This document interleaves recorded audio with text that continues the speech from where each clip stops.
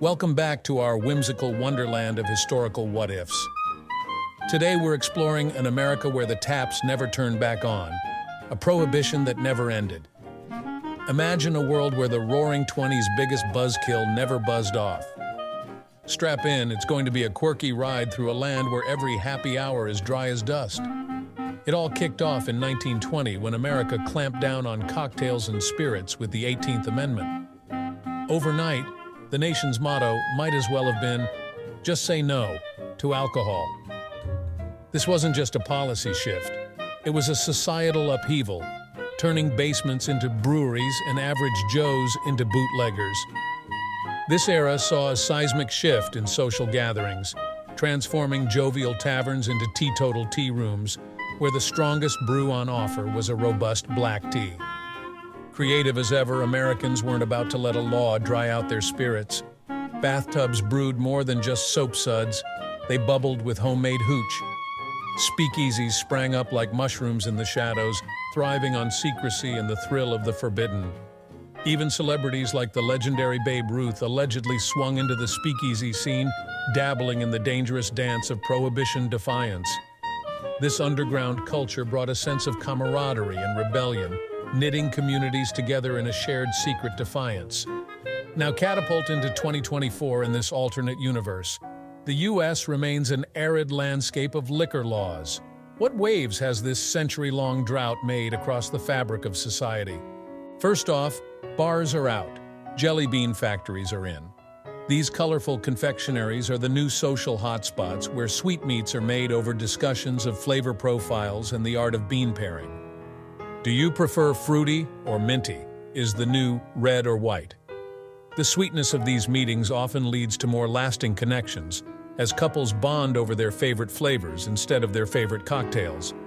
Entertainment will be wildly different as well.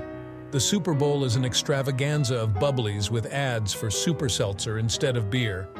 Happy hour has morphed into scoop hour, where ice cream parlors become the evening retreat, dishing out dollops of delight as folks reminisce about the days when hops and barley reigned.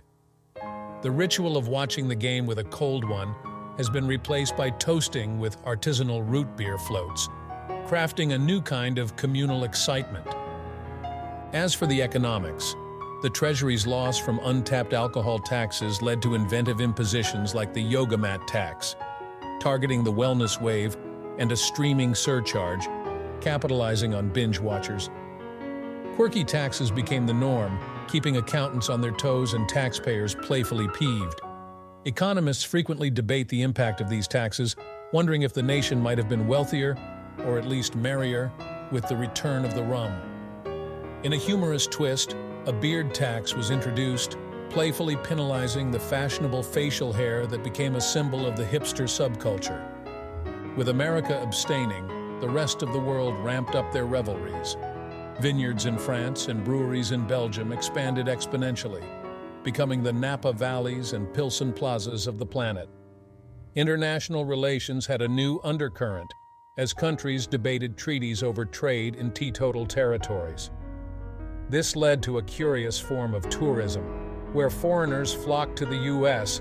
not just to see its natural wonders, but to experience its unique, sober lifestyle. The illicit intrigue of prohibition persisted, evolving into an underground culture of juice joints. These modern speakeasies served non-alcoholic concoctions that are anything but innocent, laced with smuggled spirits for those daring to defy. This new era of prohibitionists has its own set of gangsters and malls, ruling the roost of illegal imports and secret sipping spots. Art and music took a turn towards the tantalizingly tame. Musicians crooned about cola, and filmmakers framed narratives around nightclubs where the wildest thing on tap was tonic water. Literary works lauded the virtues of virginal vineyards turned juice joints. This shift has seen a resurgence in family-friendly programming, where the drama unfolds in soda fountains rather than smoky bars. Election campaigns are battles over the bottle, or the lack thereof. Candidates curry favor not with promises of prosperity, but pledges to pour or prevent the first legally sanctioned shot in over a century. Political debates, once lubricated by liquid courage, now navigate the nuanced narratives of national sobriety. This has led to a peculiar political landscape, where policy discussions are as likely to address the ethics of ethanol as they are to debate defense spending. In a nation never numbed by nightcaps, wellness isn't just a trend, it's a way of life. The fitness frenzy started sooner and soared higher, with juice bars and smoothie stations becoming as commonplace as water coolers. Holistic health is the hallmark of this dry dynasty. The ripple effects are seen in lower healthcare costs and increased life expectancy, making America a model of health for the world.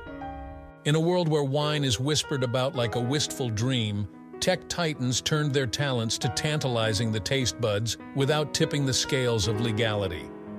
Augmented reality apps allow virtual vineyard tours, offering a taste of the taboo with zero risk. This technological transformation has also led to the creation of flavor simulators, devices that allow users to experience the taste of liquors they can never actually drink. Without breweries and distilleries, America's landscape leaned into greener pastures. Former farmlands for fermentables flourished as fields of flowers and renewable resources, painting the countryside with colors other than barley beige. These changes have bolstered biodiversity and reduced water usage, contributing to a more sustainable and scenic America. This vast voyage through a prohibition-persistent panorama shows us a society shaped significantly by what it sips or doesn't. It's a world woven with wonders and what-ifs, where every clink of a glass echoes a story untold. So here's to you, intrepid imaginers, as we toast with our tonic waters to a past that never passed. Don't forget to hit like, subscribe, and ring that bell for more delightful dives into history's might-have-beens. Stay curious, stay creative, and keep concocting those captivating possibilities.